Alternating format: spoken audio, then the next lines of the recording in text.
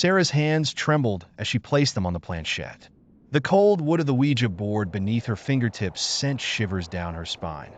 Her two best friends, Emily and Jake, sat across from her, their faces illuminated by flickering candlelight. "Are you sure about this?" Emily whispered, her voice barely audible over the howling wind outside. I nodded, trying to mask my own apprehension. "It's just a game, right? What's the worst that could happen?" Little did I know, those words would come back to haunt me for years to come. We began the ritual, our fingers lightly touching the planchette. At first, nothing happened. We giggled nervously, the tension in the room slowly dissipating. Then, without warning, the planchette jerked violently under our hands. "Who's doing that?" Jake hissed, his eyes wide with fear. "Not me," Emily and I said in unison. The planchette moved again, this time with purpose. It glided across the board, spelling out a message. "I am here." My heart raced as we continued to communicate with the entity. It claimed to be a young girl named Lily who had died in a fire in our town decades ago. As we asked more questions, the answers became increasingly disturbing. "WHYAREYOUHERE," we spelled out. The planchette moved swiftly. "REVNG." A cold draft swept through the room, extinguishing the candles. In the darkness, I heard Emily scream. When we finally managed to turn on the lights, she was huddled in the corner, sobbing uncontrollably. "Something touched me," she whimpered. "It felt like burned flesh." We abandoned the Ouija board that night, but it wasn't the end. Strange occurrences plagued us in the days that followed. Objects would move on their own, and we'd hear disembodied whispers in empty rooms. But the worst was yet to come. A week after our Ouija session, I woke up in the middle of the night to find my room filled with smoke. Panic gripped me as I realized my house was on fire. I managed to escape, but as I stood on the street watching my childhood home burn, I saw a figure in my bedroom window, a young girl with charred skin and hollow eyes. The fire department later determined that the blaze had started in my room, though they couldn't explain how. I knew the truth, though. Lily had come for her revenge, and I had unwittingly invited her in. In the aftermath of the fire, my life spiraled into chaos. My parents, thankfully unharmed, were devastated by the loss of our home. We moved in with my grandparents temporarily, but the haunting followed me. Night after night, I'd wake up gasping for air, my dreams filled with visions of flames and the ghostly figure of Lily. Emily and Jake were struggling too. Emily had become a shell of her former self, jumping at every sound and refusing to be alone. Jake tried to put on a brave face, but I could see the fear in his eyes whenever we were together. We had formed a bond through our shared trauma, but it was a bond that was slowly tearing us apart. Desperate for answers, I began researching the history of our town. In the dusty archives of the local library, I uncovered the tragic story of Lily Thompson. She had indeed died in a fire in 1932, along with her entire family. The fire had been ruled an accident, but rumors had persisted for years that it was actually arson, committed by a business rival of Lily's father. As I dug deeper, I discovered a pattern of mysterious fires throughout the town's history, always seemingly connected to descendants of the man accused of setting the original blaze. With a sinking feeling, I realized that my own family had a connection to this man. He was my great-great-grandfather. Armed with this knowledge, I knew I had to find a way to put Lily's spirit to rest. I sought out local paranormal experts, attended seances, and even consulted with a Native American shaman who specialized in restless spirits. Each encounter left me with more questions than answers, but I refused to give up. One night, exactly a year after our fateful Ouija board session, I gathered Emily and Jake for a ritual. We returned to the site of my old house, now just an empty lot overgrown with weeds. Under the light of a full moon, we set up a makeshift altar with items, I had carefully selected based on my research. A photo of Lily's family, a piece of charred wood from my old house, and a small mirror said to trap spirits. As we began the ritual, the air around us grew thick and heavy. The flames of our candles danced wildly, casting eerie shadows across the ground. And then she appeared, Lily, just as I remembered her from that terrible night. "We know the truth," I said, my voice shaking but determined. "We know what happened to you and your family. We're here to help you find peace." For a moment, Lily's form seemed to flicker, her eyes softening from anger to sadness. But then, with a horrifying shriek, she lunged towards us. Emily screamed. Jake stumbled backwards, but I stood my ground. I held up the mirror, and to my amazement, Lily's spirit was drawn into it. The mirror grew hot in my hands, almost too hot to hold. I could see Lily's face in its surface, no longer burned and vengeful, but peaceful. And then, with a flash of light, the mirror shattered into 1,000 pieces. In that moment, we all felt it, a release, as if a great weight had been lifted from our shoulders. The oppressive atmosphere that had followed us for the past year dissipated, replaced by a sense of calm. Years have passed since that night, but the memories of our encounter with Lily still haunt me. Emily, Jake, and I have drifted apart, each of us trying to forget the horrors we experienced. But sometimes, late at night, I still hear whispers in the dark. And on particularly cold nights, I swear I can smell smoke and feel the heat of phantom flames licking at my skin. I've dedicated my life to researching the paranormal, determined to understand what happened to us and to help others who might find themselves in similar situations. I've learned that Ouija boards aren't toys, and the entities they contact aren't playmates. Some doors are better left unopened, some questions better left unasked. Because once you invite the darkness in, it may never truly leave. If there's one thing I want people to take away from my story, it's this: respect the unknown. The veil between our world and the next is thinner than we realize, and there are forces beyond our understanding waiting on the other side. Be careful what you invite into your life, because some guests never leave and some debts can never be repaid. I never believed in the supernatural.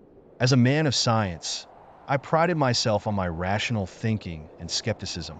But that all changed the night my colleagues and I decided to experiment with a Ouija board. It was supposed to be a bit of fun, a way to unwind after a long day in the research lab. Dr. Amelia Chun, our team lead, had brought the board in, citing it as an interesting psychological tool. None of us took it seriously as we gathered around the ancient wooden board. "This is ridiculous," I remember saying as we placed our fingers on the planchette. "It's just the ideomotor effect. Our subconscious minds will move the planchette, nothing more." How I wish I had been right. At first, nothing happened. We asked the typical questions: "Is anyone there? What's your name?" and received no response. Just as we were about to call it quits, the planchette suddenly moved with a force that startled us all. It spelled out, "TME." Intrigued, we pressed on. "What about time?" Amelia asked. The response chilled me to the bone. "YOURSIS-RUNNINGOUT." We exchanged nervous glances, but curiosity got the better of us. We continued to ask questions, and the entity on the other side became increasingly specific. It knew details about our research, about our personal lives that we had never shared with each other. Then it delivered a message that would change everything. DRCHENWILLDIN7DOYS. We laughed it off nervously, trying to convince ourselves it was just a coincidence, a product of our collective subconscious. But as the days passed, strange things began to happen in the lab. Equipment malfunctioned, experiments went awry, and an oppressive atmosphere seemed to hang over us all. Amelia became increasingly agitated and paranoid. She claimed to see shadows moving in her peripheral vision and hear whispers when she was alone. We tried to reassure her, but deep down, we were all afraid. On the third day, I arrived at the lab to find Amelia poring over ancient texts on the occult. Her eyes were bloodshot, her hair disheveled. "I've found something," she said, her voice hoarse. "A way to bargain with them." I tried to reason with her, to remind her of our scientific principles, but she was beyond reason. That night, I caught her in the lab performing some kind of ritual over the Ouija board. When she saw me, her eyes were wild with fear and determination. "I have to try," she said. "I can't just wait to die." The next morning, Amelia seemed different. Calmer, almost serene. She told us she had made a deal, her scientific knowledge in exchange for more time. We were skeptical, but relieved to see her acting more like herself. But our relief was short-lived. Over the next few days, Amelia's behavior became erratic. Her work, once brilliant, became sloppy and filled with errors. She would spend hours staring blankly at her computer screen, muttering equations under her breath. On the seventh day, we were all on edge. Amelia had called in sick, too terrified to leave her house. As the clock ticked towards midnight, we received a frantic call from her husband.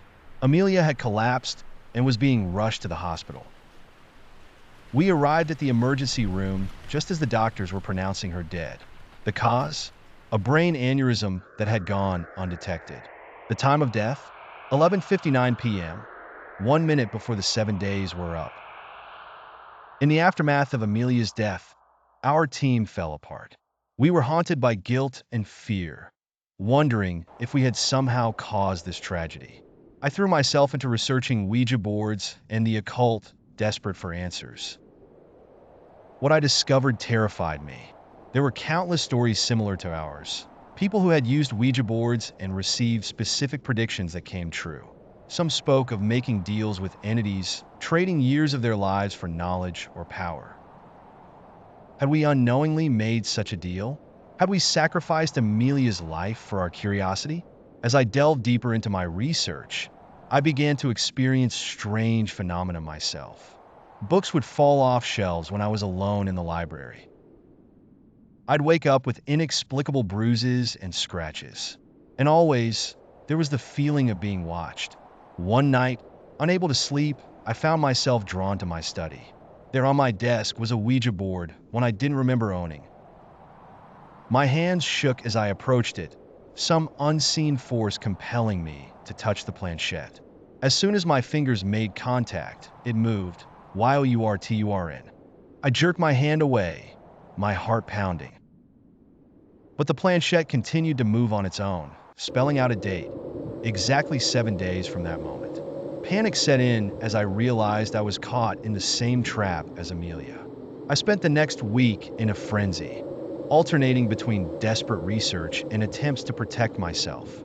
I surrounded my house with salt lines, hung protective charms in every room, and even attempted to destroy the Ouija board, but it always reappeared unscathed. As the 7th day approached, I became increasingly desperate. I reached out to psychics, mediums, and even a Catholic priest for help. Each offered temporary relief, but nothing seemed to break the curse. On the final night, I sat in my study, surrounded by candles and protective sigils. The Ouija board sat before me, a silent harbinger of doom. As the clock ticked closer to midnight, I felt a presence in the room, cold, ancient, and hungry. With trembling hands, I placed my fingers on the planchette. "What do you want from me?" I asked. The response was immediate. KNOWLEDG. In that moment, I understood. These entities, whatever they were, fed on human knowledge and experience. Amelia had traded her scientific brilliance for a few more days of life. Now they wanted mine. As the clock struck midnight, I made my choice. "Take it," I said aloud. "Take my knowledge, but spare my life." The room went dark, and I felt a searing pain in my head. Memories flashed before my eyes. Years of study, research, discoveries, all being stripped away. When I came to, the sun was rising, and the Ouija board was gone. In the days that followed, I discovered the extent of my loss. My mind, once sharp and filled with scientific knowledge, was now a blank slate. I could no longer understand my own research papers or even perform basic calculations. But I was alive.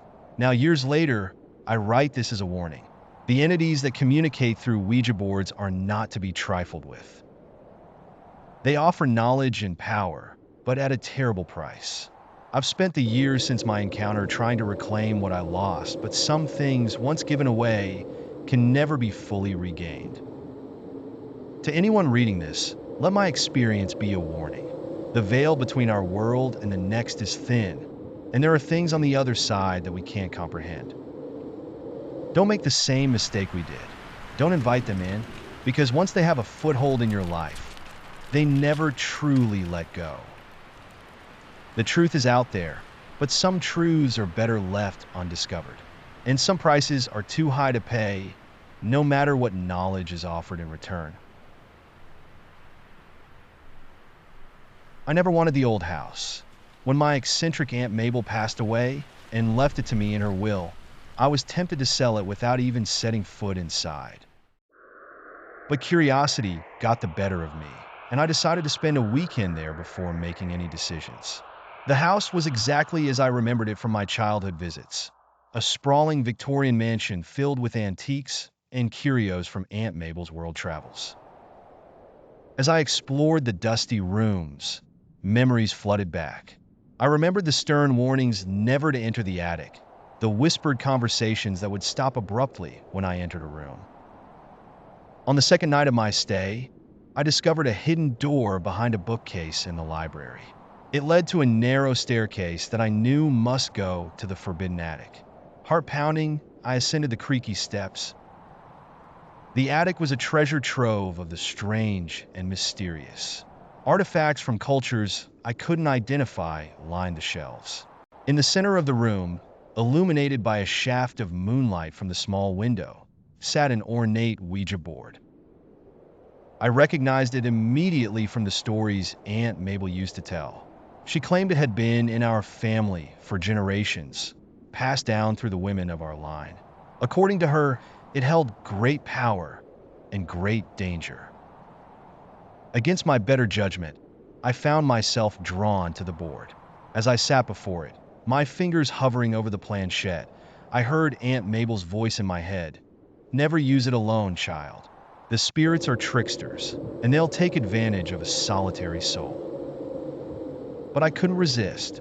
I placed my fingers on the planchette and asked, "Is anyone there?" The response was immediate and forceful. The planchette flew across the board, spelling out, WELCOMEHOME. A chill ran down my spine, but I pressed on. "Who are you?" WEAREMANY. WEAREYOURINHRITNC. Over the next hour, I communicated with what claimed to be a collective of spirits bound to the Ouija board. They spoke of a pact made by my ancestors centuries ago, a bargain for power and knowledge in exchange for service. As the spirits revealed more about my family's history, I began to feel a strange energy building in the room. The temperature dropped, and I could see my breath misting in the air. The planchette moved faster and faster, the messages becoming more urgent. YOUMUSDCHOSE. ACCPDORREJECT. Panic gripped me as I realized the gravity of the situation. I was being asked to continue the pact, to bind myself to these entities as my ancestors had done. But at what cost? As I hesitated, the energy in the room intensified. Objects began to levitate, swirling around me in a paranormal windstorm. The spirits were growing impatient. In that moment of terror, I made my choice. I reject the pact, I said aloud, my voice trembling. The reaction was immediate and violent.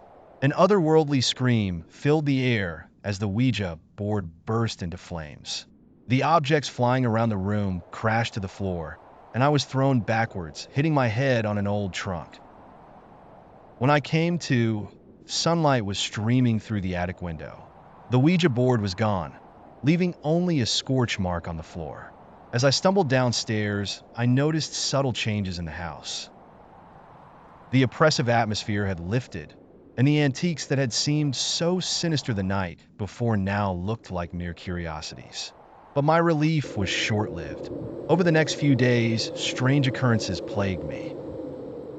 I'd wake up in the middle of the night to find myself in the attic, with no memory of how I got there. Objects would move on their own, and I'd hear whispers in empty rooms. It was as if the spirits were trying to remind me of what I had rejected. Desperate for answers, I began to research my family history. I uncovered a legacy of power and influence, but also of tragedy and mysterious deaths. Aunt Mabel, I realized, had been protecting me by keeping me away from the Ouija board. She had borne the burden of the pact herself, hoping it would end with her. As I dug deeper, I discovered journals and letters from my ancestors, detailing their experiences with the spirits. Some wrote of incredible achievements and discoveries made possible by the knowledge granted to them. Others spoke of the terrible price they paid: loss of loved ones, deteriorating mental health, and a growing sense of being controlled by the entities. One journal entry, written by my great-great-grandmother, particularly chilled me. The spirits demand more each generation. They are insatiable, always hungry for more power, more influence. I fear for those who come after me. I realized then that my rejection of the pact hadn't ended it. It had only delayed the inevitable. The spirits were bound to our bloodline, and they wouldn't give up easily. Determined to break the cycle, I sought out experts in the occult and paranormal. I traveled to remote corners of the world, learning from shamans, witches, and mystics. Each offered a piece of the puzzle, but none could provide a complete solution. Months turned into years, and still, the haunting continued. The spirits grew bolder, manifesting in ways that others could see. Friends and colleagues began to avoid me, sensing something off about me or the house. I became isolated, my life consumed by my quest to break the pact. Finally, on the advice of a Tibetan monk, I returned to the attic where it all began. I set up a circle of protection using techniques I had learned from various traditions. In the center, I placed a new Ouija board, not the family heirloom, but one I had crafted myself. As midnight struck, I began the ritual. The planchette moved of its own accord, spelling out threats and promises in equal measure. The spirits raged against my defiance, but I stood firm. Hours passed as we battled wills, the fate of my family line hanging in the balance. As dawn broke, I felt a shift in the energy. The spirit's anger turned to desperation, then to a grudging respect. Finally, the planchette spelled out, while you HAVYRNED while you are FREDOM. With those words, a wave of energy pulsed through the room. The oppressive atmosphere that had hung over the house for generations lifted. I felt a weight I hadn't even realized I was carrying disappear from my shoulders. In the days that followed, I tested the limits of my newfound freedom. The hauntings ceased, the whispers fell silent. For the first time in years, I slept through the night without waking up in the attic. I decided to keep the house after all, not to live in, but to guard. I've sealed off the attic and filled it with protective charms and wards from every tradition I could find. The spirits may be gone, but I can't shake the feeling that they're still out there, waiting for another chance to fulfill the ancient pact. Sometimes, late at night, I swear I can hear whispers coming from behind the sealed attic door. Occasionally, I'll find a planchette from the Ouija board in unexpected places, on my nightstand, in my car, on my desk at work. A reminder, perhaps, that some inheritances can never truly be rejected. I share this story as a warning and a plea. If you ever come across an old Ouija board, especially one with a family connection, think twice before using it. Some legacies are better left unclaimed, some doors better left closed. Because once you open that connection to the other side, you never know what might come through or what it might ask of you. The power to shape our destinies is a double-edged sword. It can lead to greatness, but it can also lead to ruin. My family's pact brought us wealth and influence, but at a terrible cost. In breaking it, I may have given up that power, but I've gained something far more valuable: freedom. Yet even now, as I write these words, I can feel the weight of my inheritance. The spirits may be bound no longer, but the knowledge of their existence, the understanding of what lies beyond the veil, that can never be unlearned. It is both a blessing and a curse, a reminder that there are forces in this world beyond our comprehension. To those who come after me, who might be tempted by promises of power or knowledge from beyond, I say this: be careful what you wish for. The price of such gifts is often higher than you can imagine, and some debts can never truly be repaid.